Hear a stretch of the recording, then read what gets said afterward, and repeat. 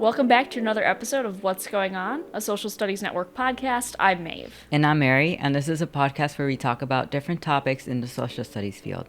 Today we're talking about field trips and their importance. So, Maeve, what's going on? Well, while we were on break, Trump signed an executive order dismantling the Department of Education, or to set in motion the dismantling of the Department of Education. And that's a very stressful headline that I'm sure a lot of people were upset about. However, it's important to note that nothing can really happen until Congress passes that order. And so we kind of have to see where that's going to go. I think a lot of why Trump did that was because he felt, and others felt, that the Department of Education wasn't important. It was a drain for money, and that ultimately states could do a better job at running their education. And I know we did an episode on this, so I was curious, Mary, what were your thoughts on this? Well, I guess I'm very, in general, kind of scared, as most people are. But because we looked into it kind of in depth, I feel at least a little better about being informed of what needs to happen and what kind of surrounds that issue. How do you feel? I kind of feel the opposite after doing so much investigating on it. I felt like, well, yes, while the Department of Education doesn't create the curriculum for every school in America, it does so many other things that are very important, such as funding and maintaining civil rights in schools. And with that disappearing, if that were to disappear, it would make me very nervous and a little scared. Mm-hmm. Yeah, it definitely feels like it's disempowering the schools, especially public ones that already handle so much chaos and trouble. Mm-hmm. So it is kind of disheartening to see. We encourage all of you to go back and watch that episode if you have the chance to be more informed on that. But yeah, let's get to our topic of today. Oh yeah, field trips. I think this topic came to us because the weather has been getting nicer and it's kind of got you in high spirits.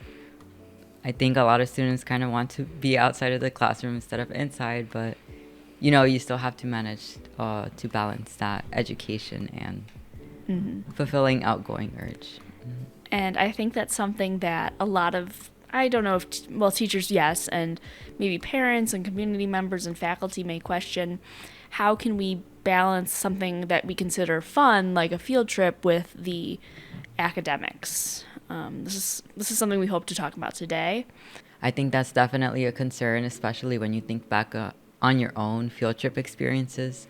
You might think about how maybe you didn't learn too much or you didn't learn as much as a teacher wanted you to, but you definitely had a lot of fun. And maybe that's kind of a pull why you want your students to have that experience as well. Mm-hmm. I just need a second to formulate a thought, sorry.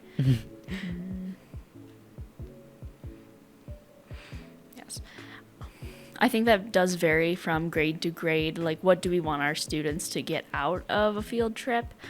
I remember looking back on field trips from elementary school when we were going to places like the zoo.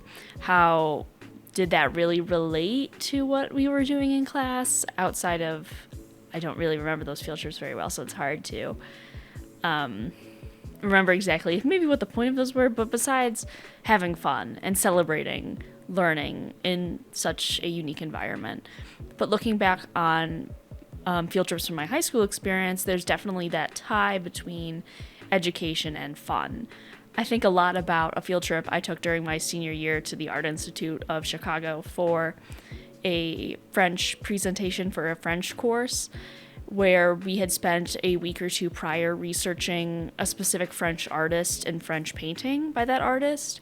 And once we got to the museum, we had to give a presentation on that artwork in front of that art to our class. So that was very fun. It allowed us to, one, deviate something kind of that we don't spend a lot of time in French talking about outside of the language, which is that fun aspect of art. And then being able to go and see that art in person and get close and talk about it in French was a very unique experience. Mm-hmm. Yeah, I had a similar experience as well for one of my Also, senior art classes.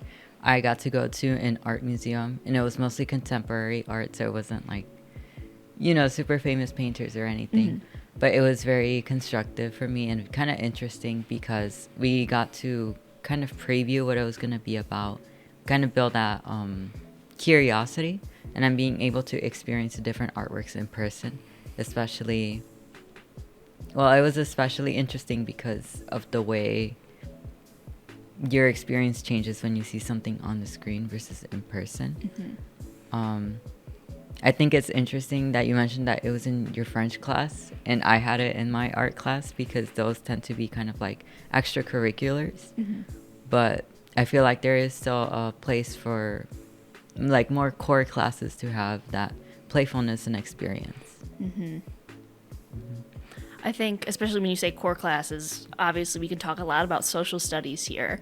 And I feel like social studies is one of the subjects that has more of those opportunities to go out to places because it's such a vast subject that includes things from civics to like American history and everything in between and outside of that.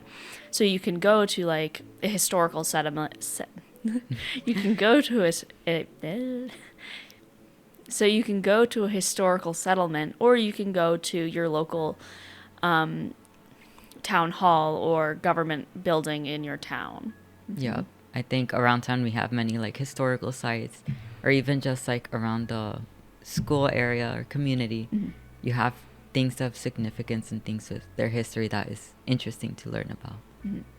I think it's great, like you mentioned, that we live in a society that values history, and we like to put up monuments or put up placards or preserve old buildings so we can continue to explore the past. Yeah. Well, now that you're mentioning that, I'm thinking about this one time I went to the zoo when I was younger. And even though we kind of see like the zoo as being not very educational or just for fun, I remember that one of the things that captivated me the most was the little like history plaques around the zoo. I think Brookfield Zoo here, like in the Chicagoland area, has a lot of them. And one of them that really caught my interest that I still carry with me is kind of the history of how that zoo got set up and all the different like design choices that went into it because it was such a process and it shaped the way it looked today. Yes, like history, even in places like zoos, exists everywhere, and we can look back and take that kind of educational lesson from it. And also, I think zoos can be very educational if you're interested in animals and animal sciences. Yeah, I guess it's kind of like you get as much as you put in. Yeah.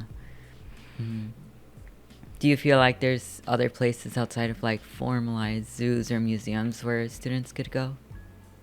I think we've talked about this a bit, the areas and places around the schools that can be great resources. I remember many times in elementary school and in middle school too, we would take field trips to the library because it's one of those great free resources that is often kid-friendly. So that's a great one. And I think many often overlook just walking around town because, like we said, there's all this hidden history in places, and it's worth exploring. I think it's interesting that you mentioned the library because I feel like it's one of the more accessible places that students could go to, and it's one of the most like information-filled places as well. Especially if like that library is part of your school, you could have the librarian kind of guide the students and be like, here's something that might be interesting to you. Here's where people tend to go for this type of information, and that kind of guidance. And that kind of guidance is very important and can be very constructive to students.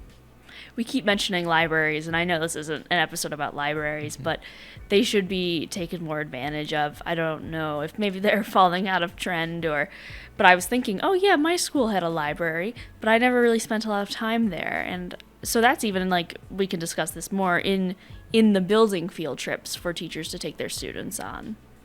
Oh, is there a reason why you didn't spend a lot of time in the library? There's no reason in particular.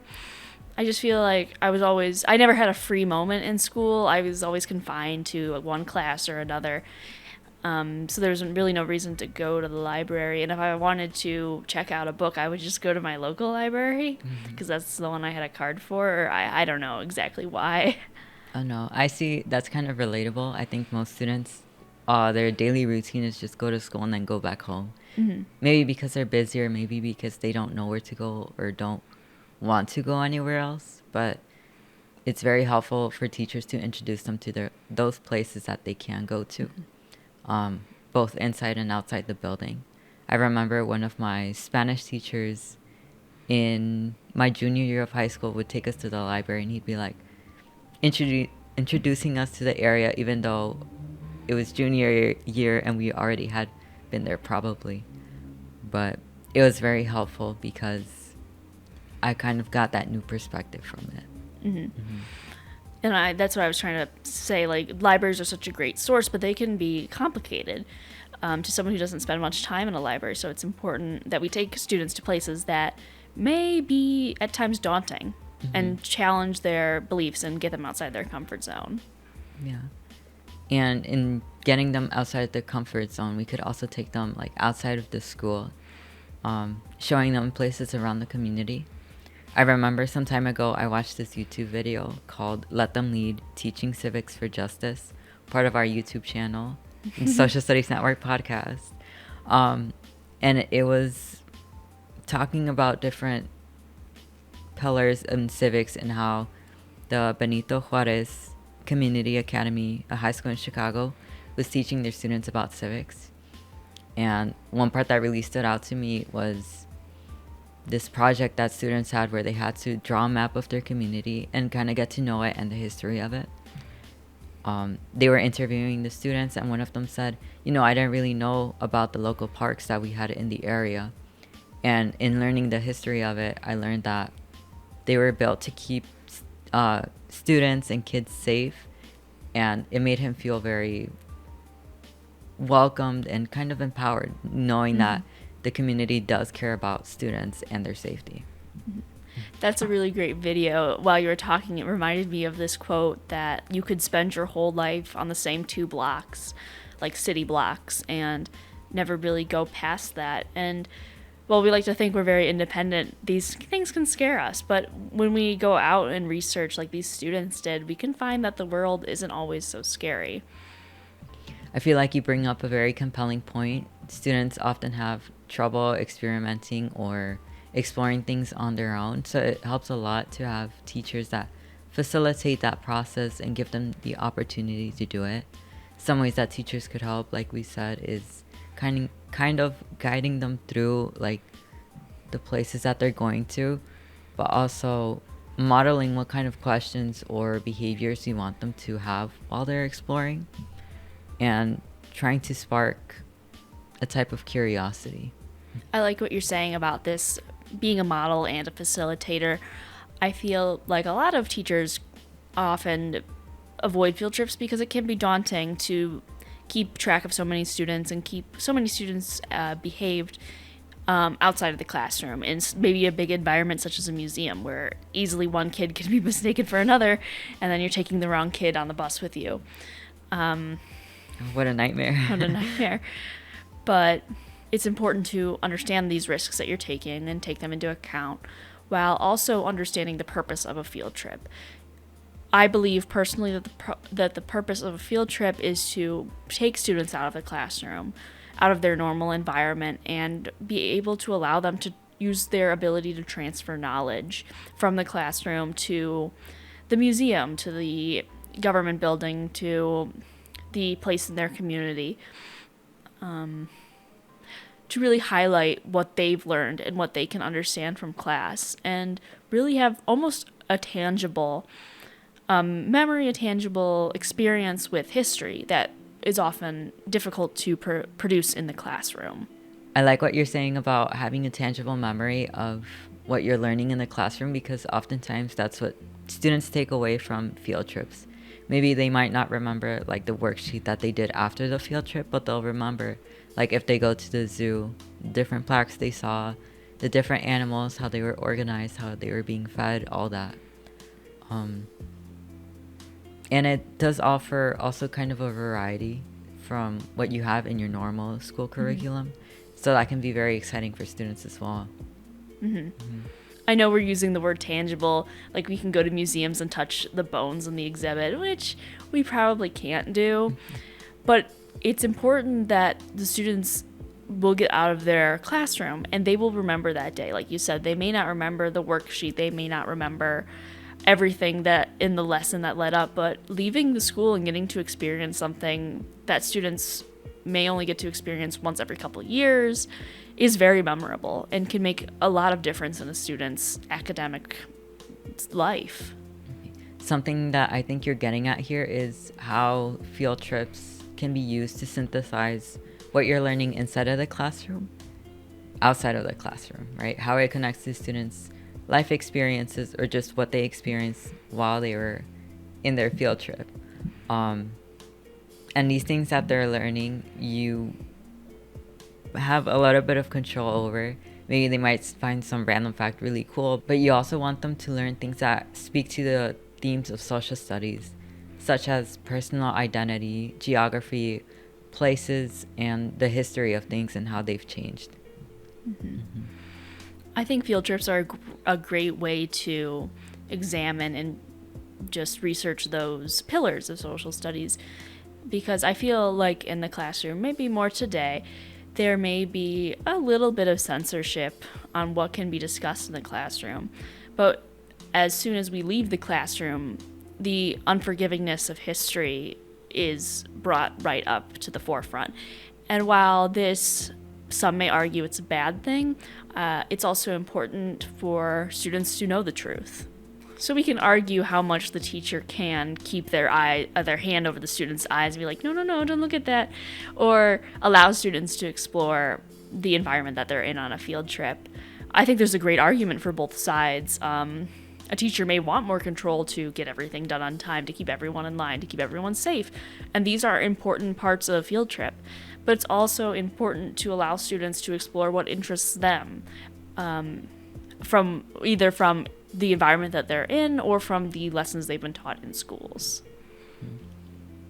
I think something that we've repeated over and over is that when you're deciding how to teach your students something, you have to take into account who your students are, not just their interests, but their ages, their maturity, and all that.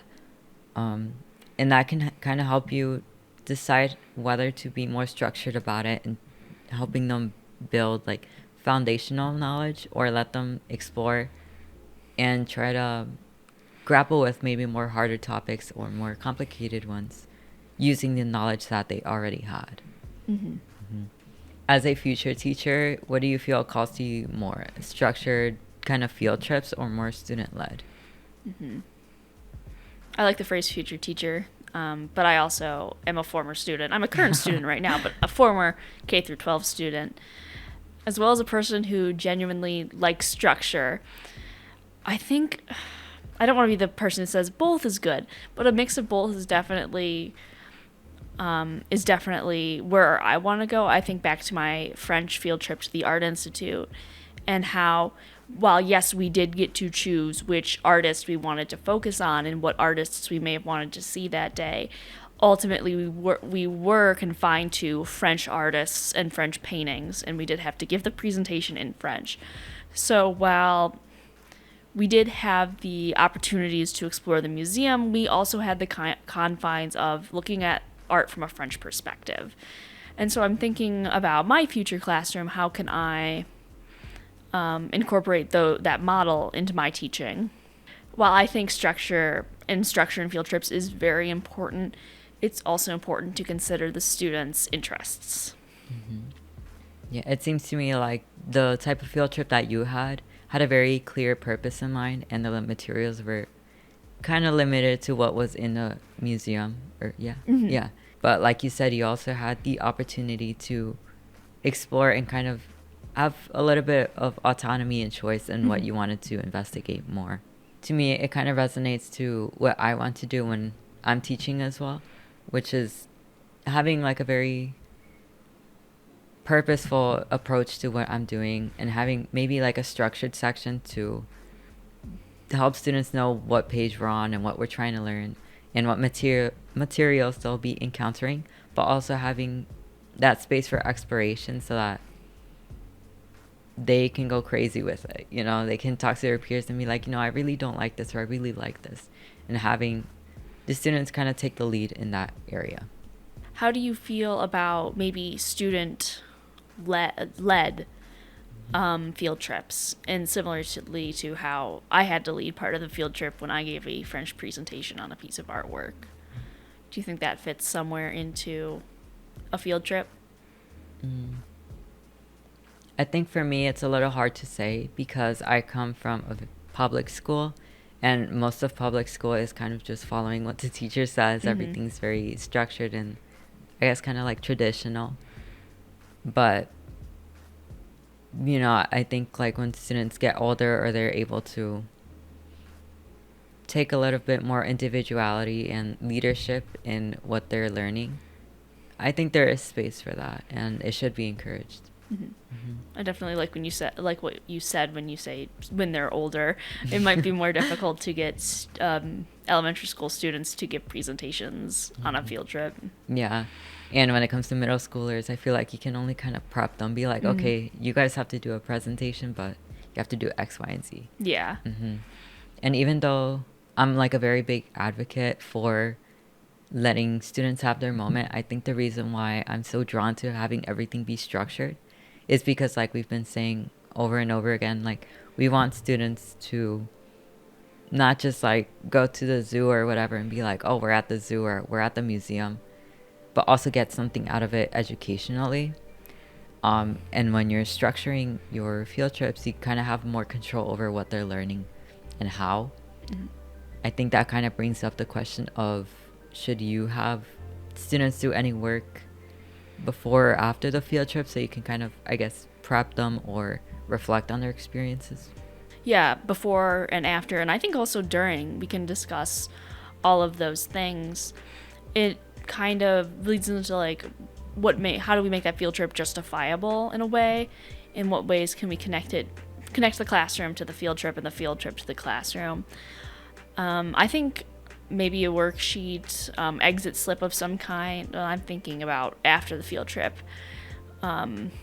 could be a good option.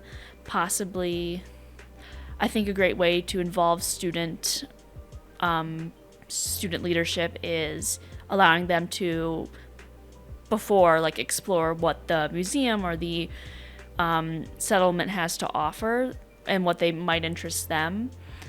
As English majors, I know we're big on essays. I think that's a great way. And it doesn't need to be a 5-paragraph essay, conclusion, intro, thesis. It can be more of a reflection essay. Like, what do you feel like you learned? What did you take out of this? What did you like the most? So that's what I'm kind of thinking when I think of pre, during, and post assessments of field trips. Oh, I think it's interesting how you bring up during assessment or during the experience, having the students have like a sort of assessment or just thinking and brainstorming. I completely neglected that. But now that you mention it, I am thinking about like how that would look. Maybe if you're going through like a museum or some sort of historical place, asking the students, how do you feel about this? What do you think about it? What do you know? And kind of prompting that curiosity so that they can be more informed by the time that they go back into the classroom. Mm-hmm. Mm-hmm. Mm. Yes, I feel what we really want to take out of field trips is more of a discussion. We don't want to really quiz students on like minuscule things that they were talking about or learning about during the field trip. A great, when I was thinking of during assessment, is just like show of hands. Is this true or false? What did you think of this? What did you think of this? Mm-hmm. I'm thinking back to one of the field trips that I had when I was in middle school, where I went to visit the Smoky Mountains. That one was during the summer, so I don't know if it counts as a field trip, but it was school sponsored. And part of the justification to going there was kind of exploring, getting to know the history, but also the geography and different like environmental aspects of the Smoky Mountains. From the very beginning, it was clear that we were going to have to do like a presentation afterwards from what we learned. but students were still very excited to go into the Smoky Mountains and kind of explore and hike and all that. As part of kind of like the preparation for that trip, we were split into groups and we were told each group is going to focus on something differently and is going to present something different by the end. One of the groups that we had was a group that was going to collect like river water and test the pH levels. And even though I can't remember my own presentation, I remember that one a lot because it was massively interesting to me, but also because it involved kind of that during investigation where students actually had to be like, wait, we have to collect the vial or test this or do that.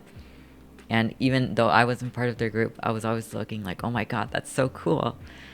So I think when it comes to like work that you're doing during the field trip and after the field trip, you could also take into consideration like separating the groups so that they have a more varied experience and that they can get the most out of the field trip. That sounds like a really fun and memorable field trip. And I like what you said at the beginning, that students knew the clear expectations of what was to come out of the field trip, which is something that I think is important, whether the field trip is an hour long or multiple days and is an overnight field trip. And stepping back to the topic of field trips in general, I think we've been throwing around this idea that you have to justify a field trip by the questions that you ask or the purpose or work that you have to do afterwards. But it does bring up the question if field trips need justification or if they have inherent value and are important to students' growth. Yes, that's really the whole question of today's episode. And we can argue, or people can argue back and forth all day, are field trips necessary or are they just for fun? Really comes down to what you personally believe, to what your teacher philosophy is, or maybe the resources you have at hand. It's unfortunate that not all teachers can provide their students with overnight field trips to, not crushing on anything we've talked about, but like overnight field trips to the state capital or the country's capital, while also we don't have to go all out in that way. There are many great resources, like we've talked about, nearby the school or in the school itself. I think we want to provide justification for field trips to perpetuate the idea that they're not just for fun, that they are for learning. But it's not just black and white that way. Field trips can be fun and they can be beneficial for students' learning. They can be, at times, overly necessary and at times unjustifiable. Unjustifiable. That's good. That's interesting. I think it's really funny how you said that sometimes field trips can be unjustifiable because they're not as educational, capital E educational, as we'd want to present them to be. But even then, I do think that there is still some value to them. And while we can go, one way or another, whether field trips are necessary and like really important to students' development, I think ultimately they kind of are, especially when the students are young and still trying to get like a good understanding of the world.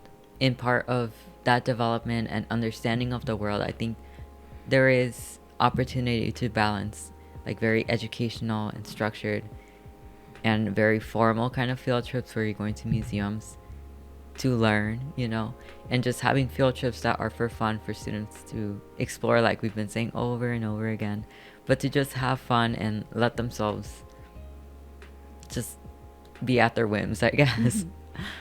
Going back to what you said, like, are they necessary? And maybe back to what we were talking about a little earlier. Will the student die if they don't go on the field trip? No, but we have to take into account, will their academic life suffer? And that can be argued it's not really a living thing, but the proof is in the pudding that students greatly benefit from field trips. It affects their lives inside the classroom and outside the classroom and can make their learning experience overall more enjoyable and overall more successful. It's hard to pick just one study because one comes out every couple of years really arguing that field trips are necessary and they have positive impacts on students' academic success. What comes to mind for me is the Green and All study from 2013 and a Whitesell study from, I think it's Whitesell study from 2015 that kind of make this argument that field trips that are well planned can have large benefits inside and outside of the classroom. So these are things we should consider when planning a field trip. What will be the effects on the students and what will be the effects on their academic success? I think it's awesome how you bring out those benefits and how it affects students both inside and outside of the classroom in their personal lives. It kind of reminds me of something that I was looking into earlier about the process of learning by David A. Kolb, 1984, where he explains that there's 4 stages, the 4 stages being concrete experience, reflective observation, abstract conceptualization, and active experimentation. Just to run through them really quick. The first stage would be kind of hands-on, engaged, and active learning. The second stage would be reflecting on that experience and trying to make sense of it. The third of it would be connecting it to the knowledge that you have and how it falls into your worldview and your mindset.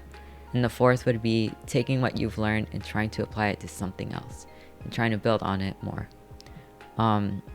For this part, I wanted to focus on the first stage, which is concrete experience and, hands-on active learning. We mentioned some time ago that in-person field trips offer a tangible experience and memory and offer a physical, kind of tactile experience. And sometimes that may not be accessible. Some people may not have access to museums and historical sites, and they may opt for virtual field trips. Do you feel like they would offer the same type of experience and hands-on engaged type of learning, or would you feel like it would be impaired because it's virtual? Virtual. Mm-hmm. Yeah, I'm a bit surprised we haven't talked a lot about virtual field trips because they've very much risen in popularity since COVID-19, which is, I know, something we don't want to talk very much about. But it did come with this idea that a field trip can take place inside of the classroom with online resources such as virtual field trips, whether this be some kind of video or click-through interactive module of some kind. And while I think this can be great for the visual experience of a field trip, it ultimately doesn't have the effect of taking the student outside the classroom for a memorable experience. It may feel like just another lecture in class, but I don't think that a virtual field trip is necessarily a bad thing. It can be a great way for students to explore their interests from the comfort of their classroom. It's what's the word? It's a budget-friendly kind of field trip, and can often be more in depth than just letting students loose in a museum, because they actually have to read or listen to someone explaining why an artifact is important. Oh, as you were talking, a lot of points stood out to me, especially starting off with COVID-19. I'm thinking about like the virtual learning that a lot of us went through, and how some people say it was like really nice to not have to get up early and be distracted by this and that. But some people also felt like they didn't retain a lot from what they learned because it was behind a screen.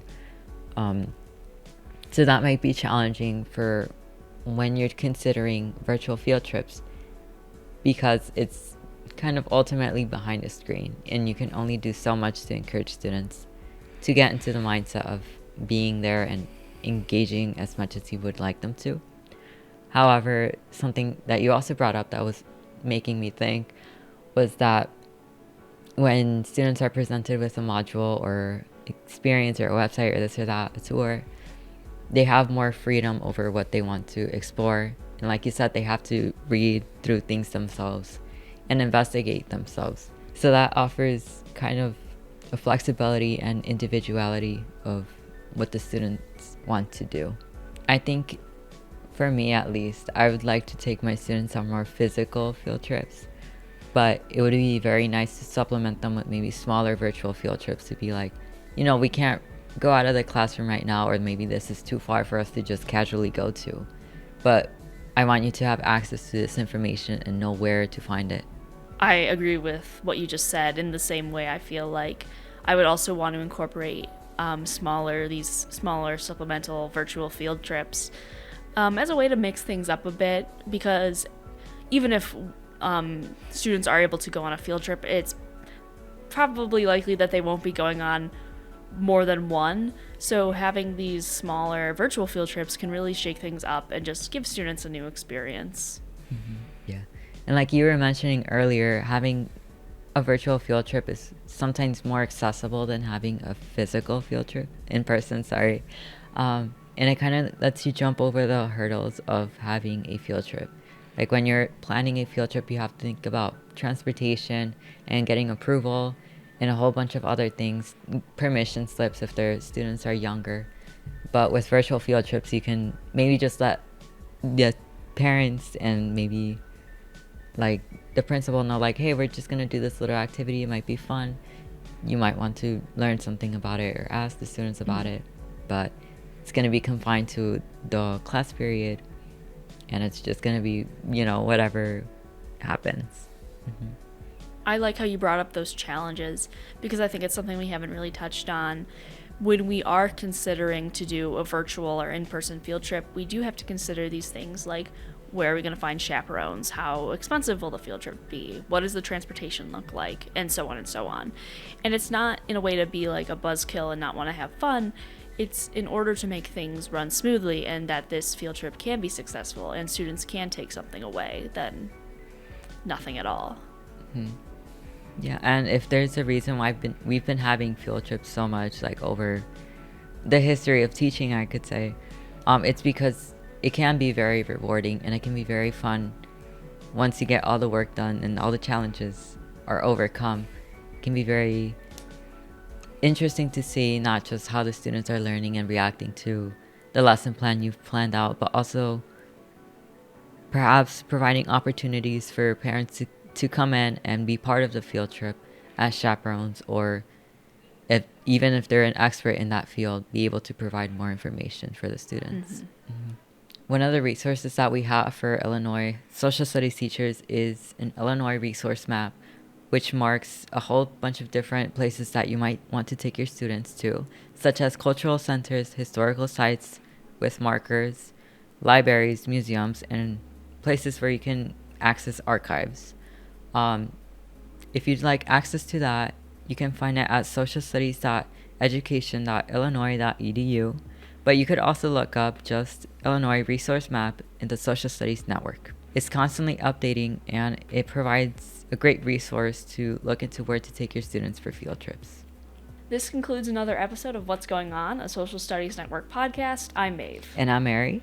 If you'd like to hear more from us, you can find us at our website at socialstudies.illinois.edu, or you can check out our TikTok at the Social Studies Network.